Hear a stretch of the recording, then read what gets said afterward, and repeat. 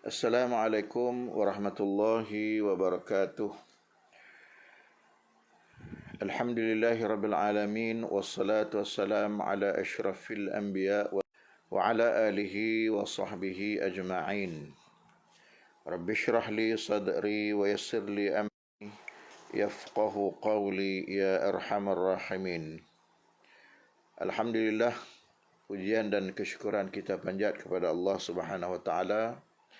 Mudah-mudahan sidang hadirin, sidang penonton dan juga yang mengikuti live Facebook ini dirahmati oleh Allah Subhanahu wa taala walau di mana jua anda berada.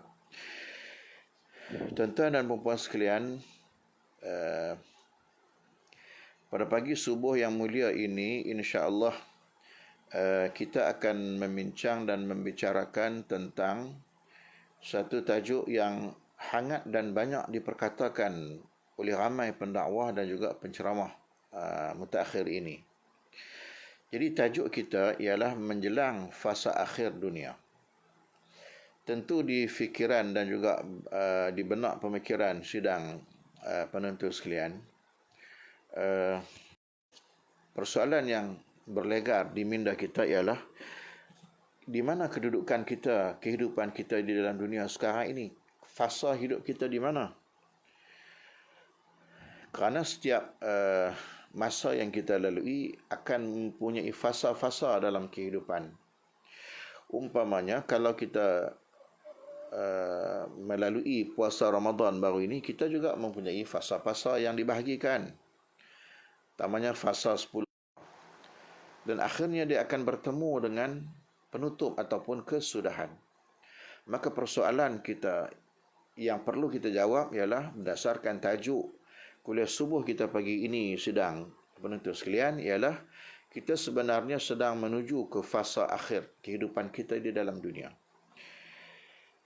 Jadi saya nak mengajak sidang penonton sekalian untuk kita secara yang paling simple dan paling ringkas kita berbincang dan berbahas sedikit dalam masa yang sangat singkat ini, lebih kurang 30 minit saja. Persoalan yang perlu kita jawab, kedudukan kita sekarang ini sudah di mana? Karena petunjuk dan indeks-indeks yang berlaku, peristiwa yang berlaku dalam dunia menunjukkan kita akan sesuatu fasa-fasa tertentu yang kita alami. Umpamanya baru-baru ini, tanpa dijangka, tanpa ada isyarat dan sebagainya, penghujung Ramadan. Kalau tak silap saya 26 Ramadan wan nihayah. Dalam jilid yang ke-6 cetakan Maktabah Ma'arif Beirut, muka surat 253. Imam Ibnu Katsir menukilkan satu hadis Nabi sallallahu alaihi wasallam,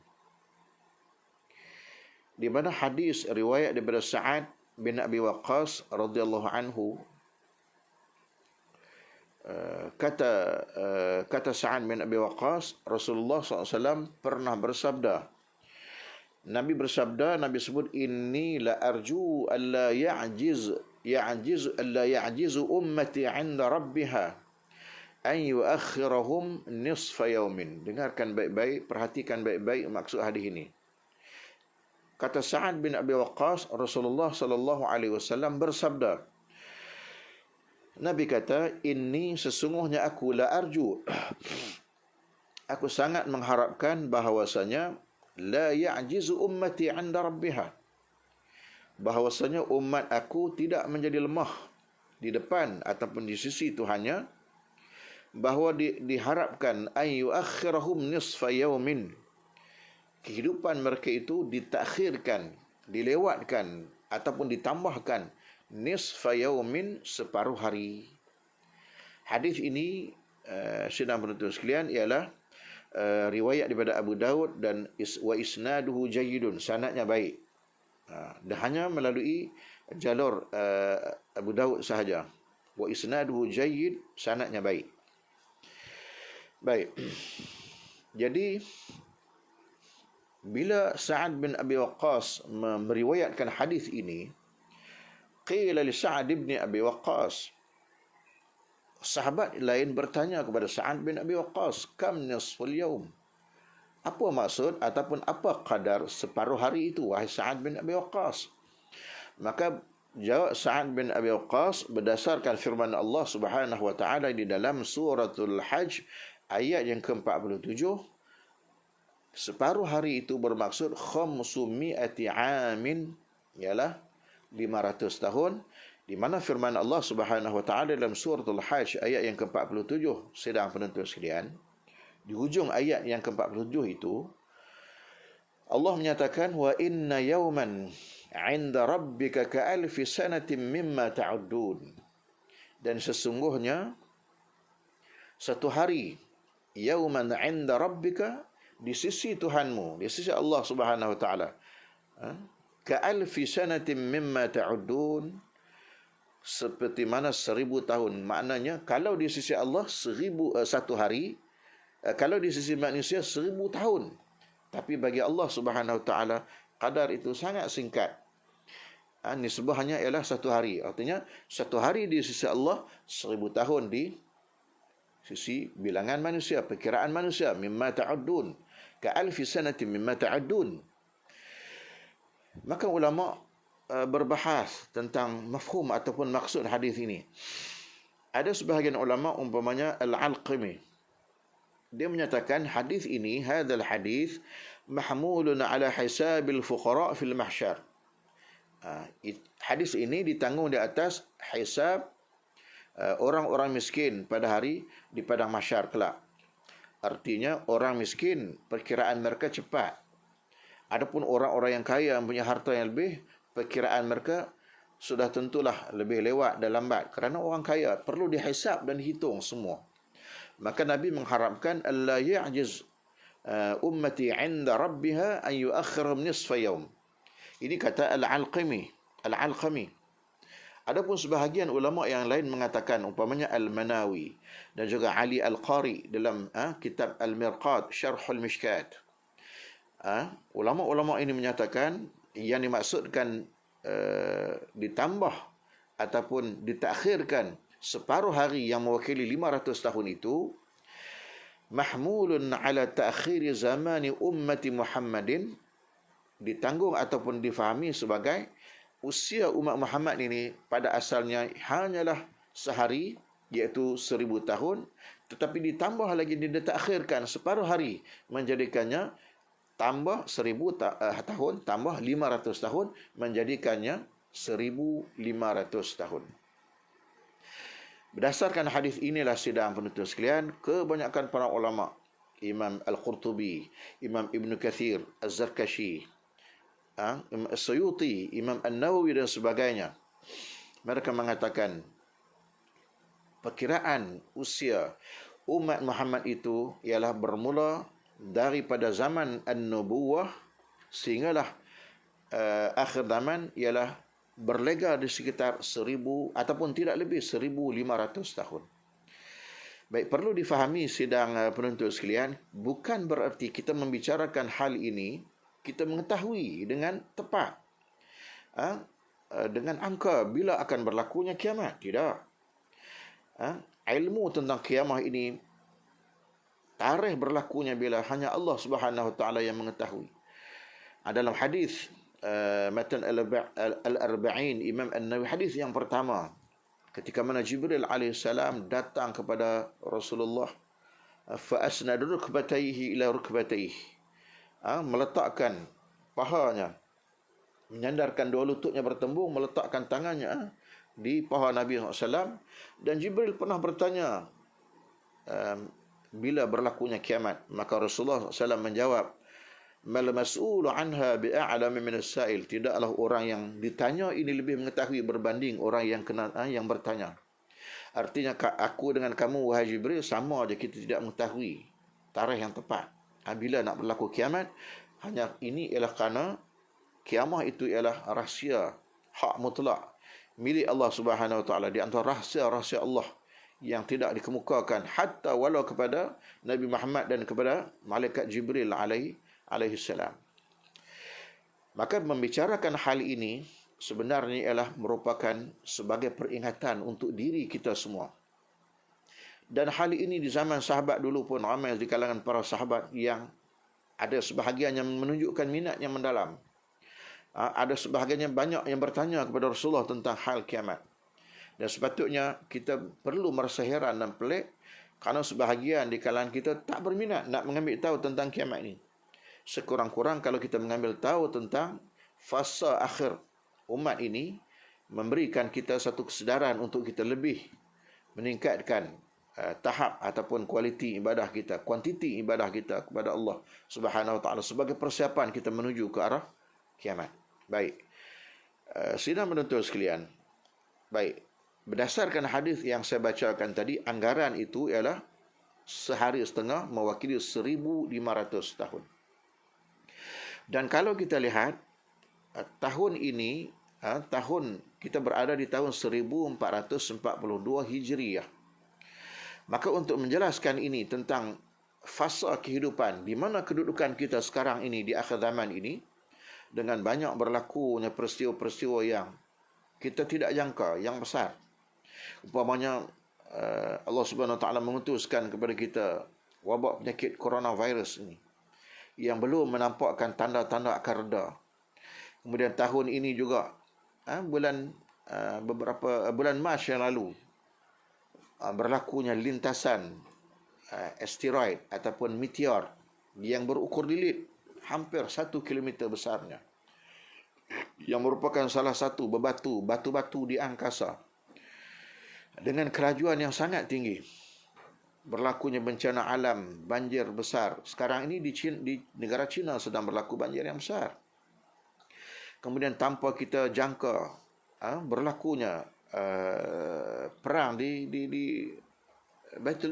Palestin, kebangkitan umat Islam di Palestin yang kemarin diisytiharkan gencatan senjata menunjukkan satu bentuk peperangan yang belum pernah berlaku. Ini menurut ulasan pakar-pakar yang kita lihat, ulasan-ulasan penulis-penulis akhbar dan majalah dan sebagainya.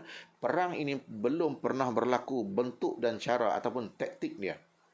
Dan Israel tidak menjangkakan mereka akan dipukul sebegini hebat. Kenapa? Baik, untuk menjelaskan hal ini, mari kita lihat dan kita menghayati hadis daripada Nu'man bin Bashir radhiyallahu anhu, di mana qala Rasul sallallahu alaihi wasallam, Rasulullah SAW telah bersabda, kata Nu'man bin Bashir dalam hadis yang saya akan bacakan ini, Rasulullah telah membahagikan fasa kehidupan kita umat Muhammad ini kepada 5 fasa yang sangat penting. Pertama sekali Rasulullah SAW menyatakan, takunun nubuwwatu fikum ma sya'allahu an takun thumma yarfa'uha idza sya'a an yarfa'aha. Kemudian Rasulullah bersabda lagi, thumma takunu khilafatun ala minhajin nubuwwati fatakunu ma sya'allahu an takun thumma yarfa'uha idza sya'a an yarfa'aha thumma takunu mulkan عاضا فيكون ما شاء الله أن يكون ثم يرفعها إذا شاء أن يرفعها ثم يكون ملكا جبريا فيكون ما شاء الله أن يكون ثم يرفعها إذا شاء أن يرفعها ثم تكون خلافة على منهاج النبوة ثم سكت. رواه أحمد بن حنبل. Hadis riwayat Imam Ahmad bin Hanbal. Mari kita hayati apa yang Nabi sebut. Dan hadis ini menjelaskan hadis Sa'ad bin Abi Waqqas yang menyatakan usia ataupun umur umat Muhammad ini ditambah separuh hari menjadikannya 1,500 tahun. Apa kata Rasulullah SAW? Kata Rasulullah, kamu akan melalui fasa kenabian. Takunun nubuwwatu fikum ma sya'allahu an takun, selama mana Allah Ta'ala kehendaki masanya. Kemudian bila Allah Ta'ala berkehendakkan diangkat fasa kenabian ini, maka Allah Ta'ala angkat dan Allah Ta'ala selesaikan. Maka kita tidak hidup di zaman kenabian. Zaman kenabian ialah zaman di mana Rasulullah SAW dilantik sebagai seorang Nabi dan Rasul yang melalui fasa selama 13 tahun di Mekah. Kemudian 10 tahun setelah hijrah ke Madinah, menjadikan fasa itu, kata ulama, ialah fasa yang pertama berlalu selama 23 tahun. Jadi nanti kita boleh hisap dan kita boleh hitung. Ini fasa yang pertama. Dah pun berlalu. Kemudian kata Rasulullah lagi, thumma takunu khilafatun. Kemudian kamu akan lalui juga fasa yang kedua yang dinamakan fasa khilafah mengikut manhaj kenabian. Maka fasa ini pun kata Rasulullah, summa fayakunu ma Allah an yakun, selama mana Allah Taala kehendaki ianya berkekalan, maka kekallah ia. Summa yarfa'uha idza syaa'a an yarfa'ha. Kemudian bila Allah Taala nak mengangkat dia, menghilangkan dia, maka hilanglah dan diangkat. Maka kata ulama, ini merupakan fasa yang kedua, yang mana dalam hadis yang lain Rasulullah pernah menyebut dan menyatakan fasa khilafah setelah aku tidak lebih 30 tahun. Dan kalau kita melihat dalam catatan sejarah, fasa ini ialah fasa khulafaur rasyidin, khilafah ar-rasyidah, yang dipegang oleh 4 orang sahabat yang mulia, iaitulah Sayyidina Abu Bakar As-Siddiq, Sayyidina Umar Al-Khattab, Sayyidina Osman dan juga Sayyidina Ali. Jumlah keseluruhan pemerintahan Khulafaur Rashidin ini kalau dijumlahkan lebih kuranglah Sayyidina Bakar As-Siddiq 2 tahun setengah, Sayyidina Umar bin Khattab 10 tahun setengah, Sayyidina Osman 12 tahun dan Sayyidina Ali lebih kurang 5 tahun. So jumlah keseluruhan itu ialah 30 tahun. Inilah dia mewakili fasa yang kedua. Kemudian Rasulullah bersabda lagi, summa takunu mulkan 'addan. Kamu juga akan melalui fasa raja, pemerintah, sultan yang 'addan. 'Addan ini artinya menggigit ataupun mencengkam. Maka ada ulama mengatakan mencengkam ini ialah raja, setengah ulama mengatakan menggigit itu artinya dia di zaman itu zaman yang penuh cubaan. Maka para pemerintah di ketika itu yang sebahagian mereka di peringkat awal. Jadi kalaulah fasa ketiga ini, kita boleh andaikan atau seperti mana pendapat kebanyakan ulama ialah fasa-fasa setelah tamatnya fasa khilafah ataupun khulafaur rasyidin, meninggalnya, wafat, dibunuhnya Sayyidina Ali radhiyallahu anhu, lalu tertegaknya kerajaan Bani Umayyah. Permulaan itu yang berlaku pada tahun 661 Masihi di Damsyik. Maka disitulah bermulanya fasa yang ketiga. Walaupun di peringkat awal, jadi fasa ini dia ada banyak kerajaan. Ada kerajaan Bani Umayyah, kerajaan Bani Al-Abbasiyah, kerajaan Bani Al-Abbas yang kedua di Spanyol. Ada setengah ulama menyatakan kerajaan Bani Al-Abbas yang kedua. Ada setengah mengatakan ialah keturunan kerajaan Bani Umayyah yang pertama itu yang pergi ke Spanyol. Kemudian adanya kerajaan Turkiyah Uthmaniyah. Jadi keseluruhan kerajaan-kerajaan ini, kalau di peringkat awal yang menjadi pemimpin, yang menjadi raja bukan calon-calon, Muawiyah bin Abi Sufyan, seorang sahabat Rasulullah, penulis wahyu Rasulullah sallallahu alaihi wasallam. Namun begitu, di zaman kemudian yang setelah itu telah berlalu ratusan tahun, walaupun mereka ini di kalangan orang-orang yang hebat, para sahabat, para tabi'in, tapi ulama mengklasifikasikan zaman itu ialah zaman mulkan 'addan, kerana mereka perlu menggigit agama itu dengan kuat kerana cabaran dan juga fitnah yang kuat. Maka fasa yang ketiga ini pun telah tamat. Bila tamat fasa ini, apabila runtuhnya kerajaan Turkiyah Uthmaniyah tahun 1924. Maka ada ulama memperkirakan tempoh yang dilalui itu ialah lebih kurang 1270 tahun ataupun 1277. Namun kita nak lengkapkan, kita nak mudahkan perkiraan, kita letaklah 1270 tahun. Maka fasa ini pun telah berlalu. Di mana kita sekarang sedang, penonton sekalian? Bila runtuhnya kerajaan Turkiyah Uthmaniyah tahun 1924, maka kata ulama ini berbetulan dengan apa yang Nabi sebut, summa yakunu mulkan jabriyan kamu akan melalui zaman pemerintah kerajaan yang jabrian, yang memaksa kehendaknya, yang zalim, yang menekan, yang autokratik. Ini maksud mulkan jabrian, fayakunu ma sya'allahu ayakun thumma yarfa'uha idza sya'a an yarfa'aha. Maka fasa yang keempat ini, kata para pengkaji, kata para alim ulama, tidak akan melewati lebih daripada 100 tahun. Andai kita kira dan kita calculate, kita membuat calculation, kalau daripada tahun 1924, kalau berdasarkan ulasan para ahli sejarah, runtuhnya kerajaan Turki Osmaniyah itu berarti tamatnya zaman di mana umat Islam mempunyai tuan yang menjaganya. Kita tidak ada lagi pembela, tidak ada lagi penjaga. Kita hidup dalam zaman pemerintahan yang kuku besi. Jatuhnya Turki Osmaniyah artinya kita hidup zaman Islam itu ditindas. Maka ternyata benar daripada tahun 1924 dan tidak akan melewati 100 tahun. Cuba tuan-tuan kirakan, kalau daripada tahun 1924 untuk lengkap menjadikannya 100 tahun, kita hanya memerlukan hanya lagi 3 tahun. Karena kita sekarang sudah tahun 2021. Untuk melengkapkan angka 100 itu, kita hanya perlu 3 tahun lagi untuk kita sampai ke tahun 2024.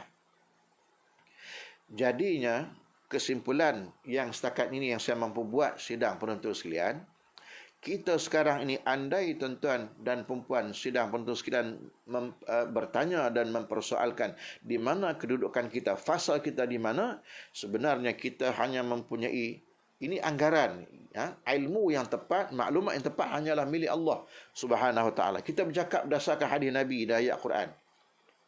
Kita sebenarnya berada di penghujung fasa yang keempat. Apa ada setelah fasa yang keempat? Kata Rasulullah, "Summa takunu khilafatun ala minhajin nubuwati." Thumma sakata.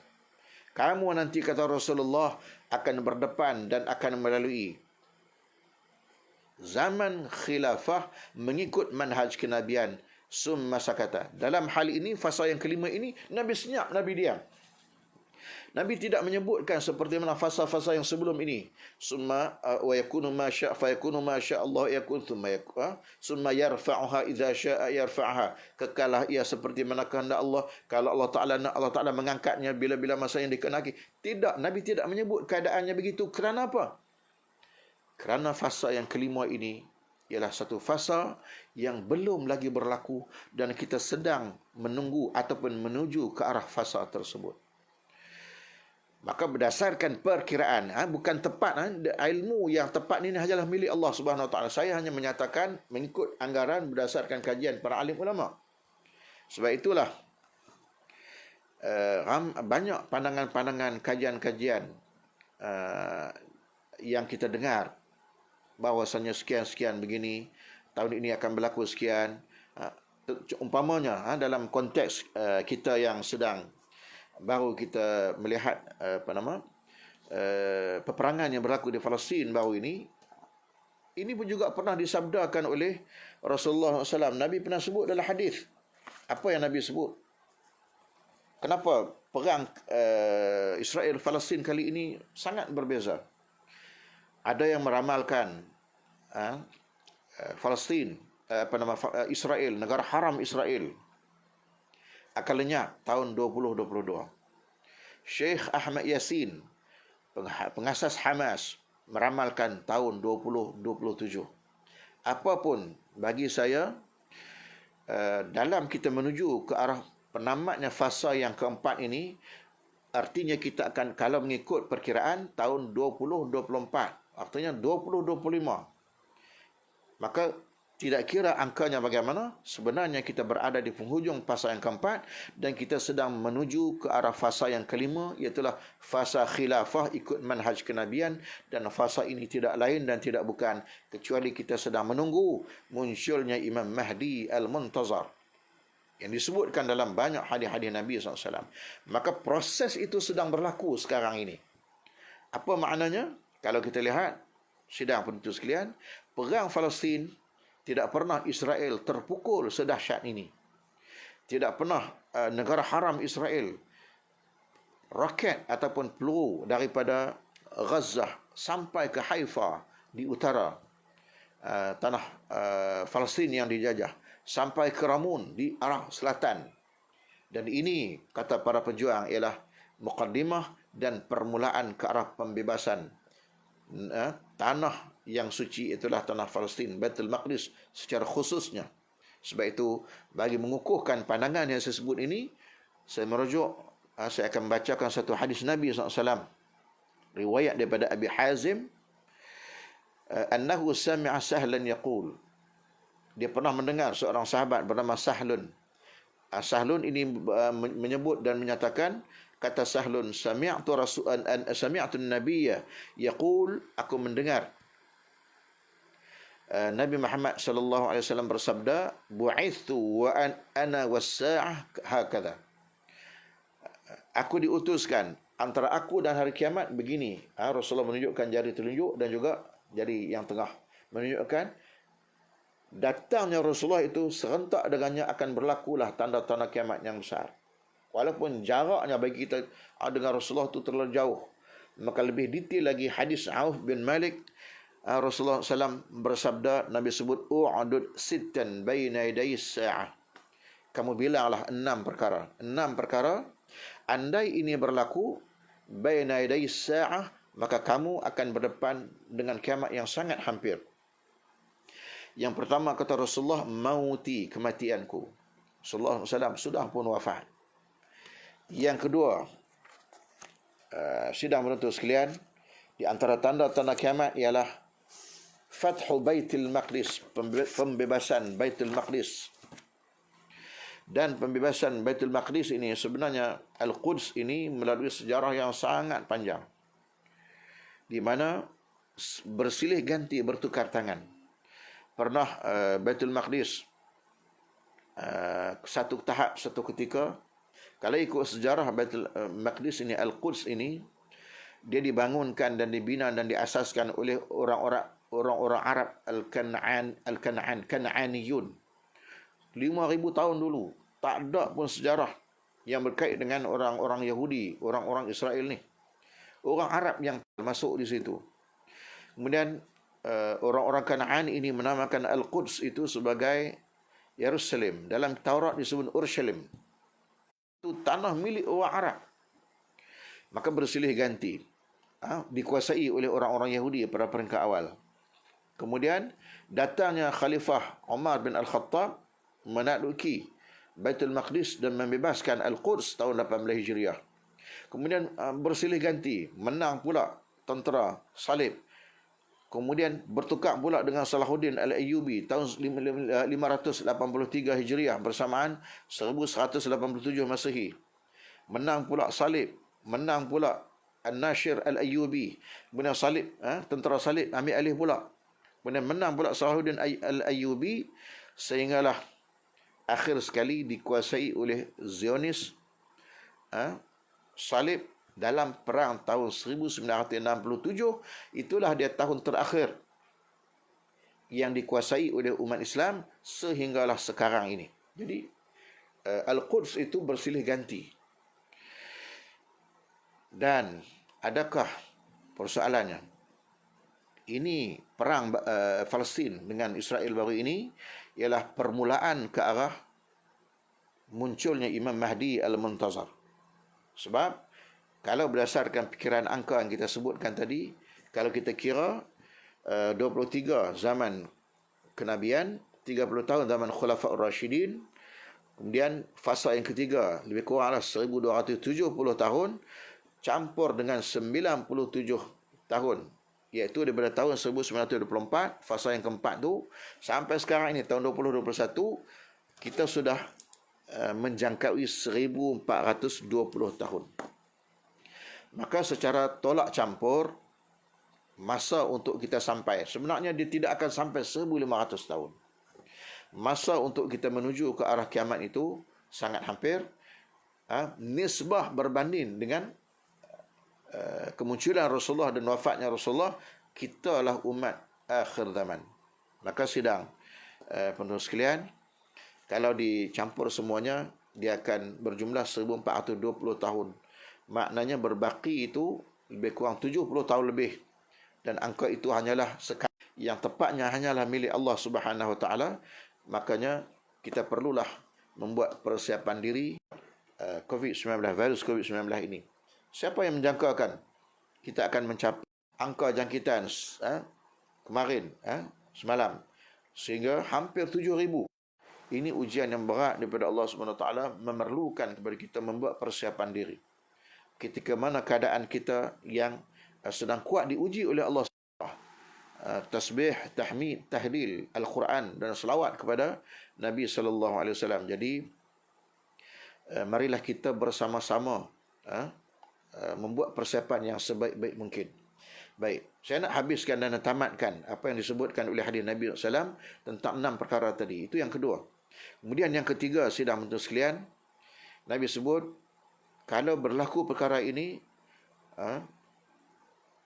u'dud sittan bayna yaday sa'ah, kiamat semakin hampir. Yang ketiga ialah al-maut yusibul ummah. Berlaku banyak kematian yang mengenai umat. Dan kata Imam Ibn Hajar Al-Asqalani, itu merujuk kepada wabak-wabak penyakit yang berlaku. Kalau di zaman dulu, zaman Sayyidina Umar, berlaku ta'un ataupun wabak penyakit amwas yang memakan korban hampir 30,000 orang sahabat Nabi. Apa kurangnya kita sekarang ni? Kematian berlaku. Jiran kita sekarang dengan sebab wabak COVID ni. Dan virus yang kuat sekarang ni, virus Afrika Selatan dari India, dia sudah tidak menyerang lagi tekak, terus masuk ke hidung, terus menyerang jantung. Pagi kena malam. Qalu inna lillahi wa inna ilaihi raji'un. Ini sedang berlaku sekarang. Maka ini juga di antara tanda-tanda kiamat. Kemudian yang keempat, istifadatul mal, harta melimpah ruah.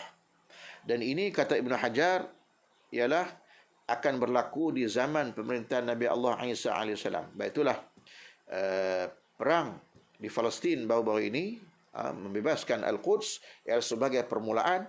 Nanti turunnya Imam Mahdi Al-Muntazar, beliaulah akan memimpin peperangan ini sehingga mencapai kemenangan dan Al-Quds dibebaskan. Setelah itu mengikut urutan akan keluarlah Dajjal la'natullahi alaih, bermaharajalela selama 40 hari 40 malam, barulah nuzul Isa alaihissalam mengikut urutan.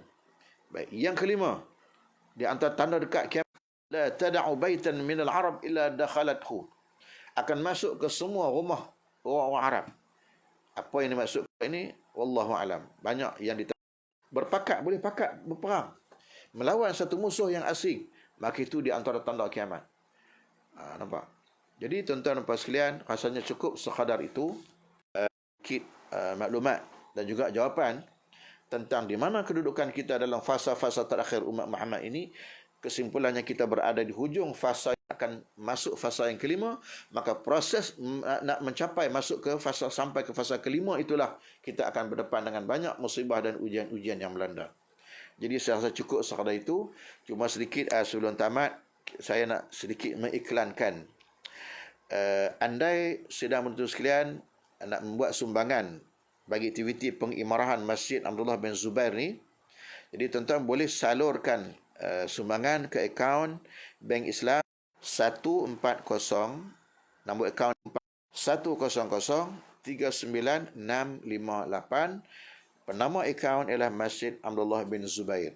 Mudah-mudahan dengan sumbangan yang tuan-tuan dan puan-puan berikan, insya-Allah dikira sebagai amal dan ada ganjaran pahalanya oleh Allah Subhanahu wa taala, insya-Allah. Aqulu qawli hadza wa astaghfirullahal azim. Assalamualaikum warahmatullahi wabarakatuh.